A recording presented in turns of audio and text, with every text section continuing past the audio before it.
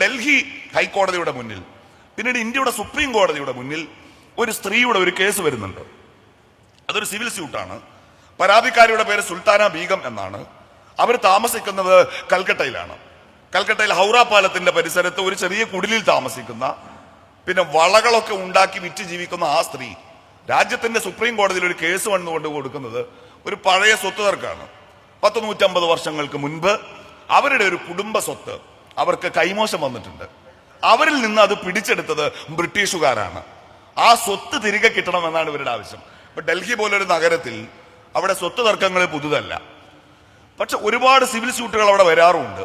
പക്ഷെ ഈ കേസ് ഇന്ത്യയിലെ മുഴുവൻ മാധ്യമങ്ങളുടെയും ശ്രദ്ധയിലേക്ക് വന്നു. കാരണം ഈ സുൽത്താന ബീഗം ആവശ്യപ്പെടുന്ന 180 വർഷങ്ങൾക്ക് മുൻപ് ഇവരുടെ പൂർവികരുടെ കയ്യിൽ നിന്ന് തട്ടിയെടുക്കപ്പെട്ട ആ കെട്ടിടത്തെ കുറിച്ച് എന്നെ സംസാരം ആരംഭിച്ചപ്പോൾ ഞാൻ പറഞ്ഞിരുന്നു.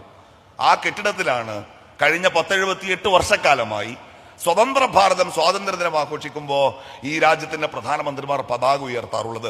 ദൗർഭാഗ്യവശാൽ സുൽത്താന ബീഗത്തിന്റെ പൂർവികന്മാരുടെ കയ്യിൽ നിന്ന് കൈമോശം വന്ന ആ കെട്ടിടം ഞാൻ ആദ്യം സൂചിപ്പിച്ച ചെങ്കോട്ടയാണ്.